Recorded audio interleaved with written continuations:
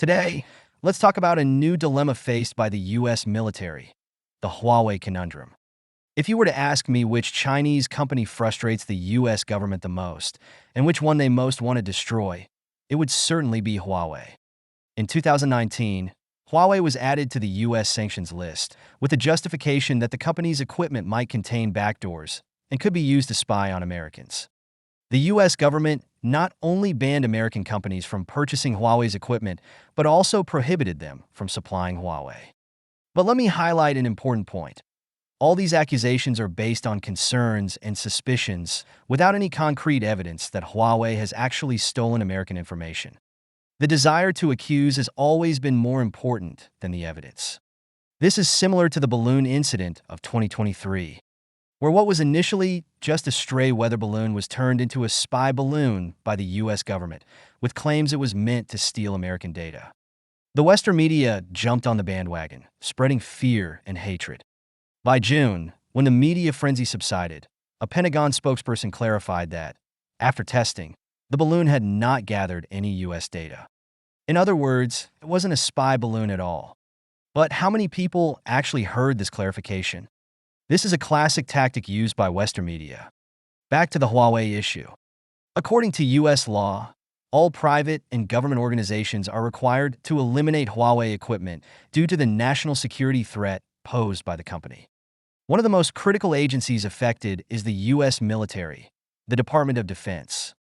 However, 5 years have passed since Congress passed the relevant legislation in 2019, and yet the Pentagon continues to use Huawei equipment.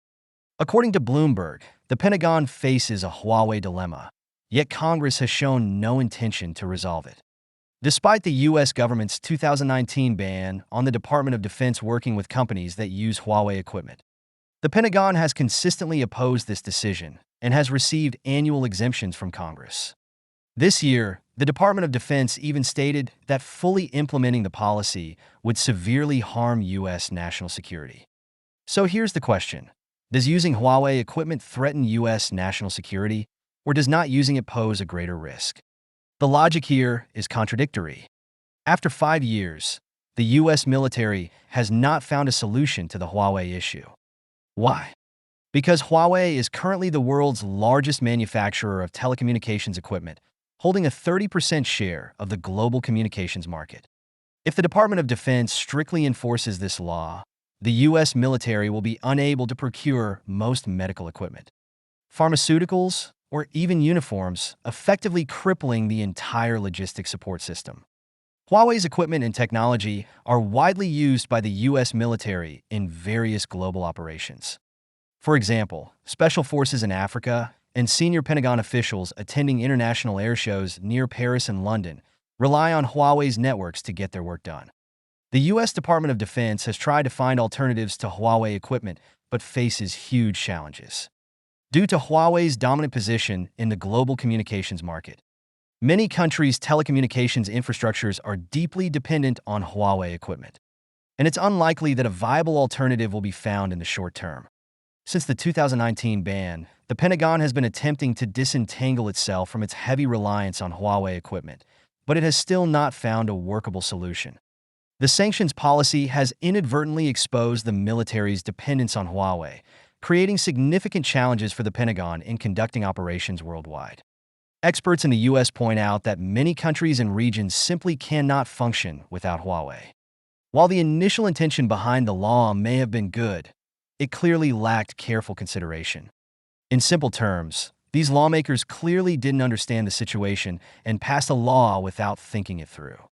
The Pentagon's report published this April stated that receiving exemptions for Huawei is crucial for completing important supply missions in the Indo-Pacific, Europe, and Africa. In other words, without Huawei, even basic supplies for these regions couldn't be carried out. The article continues to mention that in many parts of the world, US military personnel rely on Huawei networks to get their work done. Whether it's special forces in Africa or senior Pentagon officials attending international airshows near Paris and London, Huawei is integral. This has created a dilemma. If the military continues using Huawei, Congress considers it a grave threat to national security. But if the military stops using it, the military believes it would also jeopardize national security. So, who should we listen to? However, Congress itself is unable to back down. The initial accusations against Huawei were about espionage, and the restrictions placed on the company were justified by these accusations. If those restrictions are lifted, the accusations lose their basis.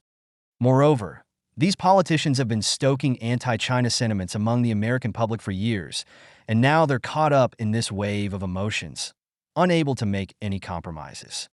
As a result, Congress turns a blind eye to the issue, and the whole idea of U.S. national security has become a joke. This is a classic example of failing to recognize the facts. The reason the U.S. has repeatedly shot itself in the foot in recent years is because these politicians refuse to face reality. In fact, China holds key links in the global supply chain, from raw materials to components to logistics. No aspect of the supply chain can function without China. In manufacturing, no matter how hard the U.S. tries, it can't avoid China. But these politicians refuse to acknowledge this reality. Despite the facts staring them in the face, they refuse to accept it. When the Department of Defense raised concerns, some lawmakers actually accused the Pentagon of being lazy. In these lawmakers' eyes, the issue wasn't that Huawei is irreplaceable, but that the U.S. military is lazy. 5 years have passed, and a major national security issue has been brushed aside because of laziness. These politicians are living in a fantasy world. Do you remember when sanctions began in 2019? Back then, many lawmakers and voices in the domestic internet sphere confidently declared that Huawei was finished. But 5 years later, what is the reality? This chart shows the global market share of telecommunications equipment, with blue representing 2022 and black representing 2023. As you can see, Huawei remains the global market leader, holding 30% of the market, a significant increase from 27% in 2022. So, did sanctions on Huawei really work? Isn't this a joke? In fact, it's not just the U.S. military that's dependent on Huawei. American private companies are also heavily reliant on it. In 2019, the U.S. Federal Communications Commission listed a requirement for all U.S. telecom companies to completely remove Huawei equipment.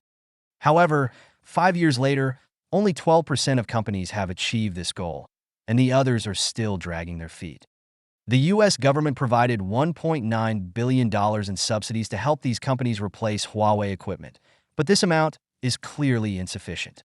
Congress had originally planned to allocate an additional $3 billion, but the bill never passed. In other words, without these funds, it's predictable that these companies will take no action by 2025.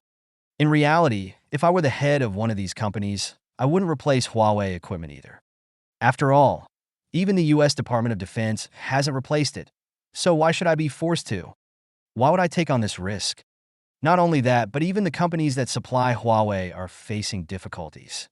In May of this year, the U.S. lifted some of the export controls on Huawei's chips. U.S. lawmakers explained that this move would strengthen national security and protect American intellectual property while weakening China's ability to develop technology. But the problem is, when you sanction Huawei, you claim it's to protect U.S. security and limit China's technological growth. When you lift those sanctions, you claim it's for security. How can such a contradictory logic make sense? In fact, the real reason is that the sanctions on Huawei have completely failed. Instead of destroying Huawei, they have ended up hurting U.S. companies. Huawei sales grew nearly 10% in 2023, reaching close to $100 billion. Its smartphone business grew 17%, reaching $34.6 billion. In the second quarter of last year, Huawei's profits surged by 564%. Meanwhile, Intel's chip-making division suffered a $7 billion loss in 2023. And its second quarter earnings report fell far below expectations, causing a 27% drop in its stock price. Currently, Intel plans to lay off 15% of its workforce next quarter. As for Qualcomm, although its dealings with Huawei haven't been directly impacted by the sanctions, it's expected to lose $10 billion in sales by 2025 when all its contracts with Huawei expire. In conclusion, whether in business or academia, more and more people are urging the U.S. government to face reality. If they don't, they may eventually find themselves trapped by the decisions of these politicians.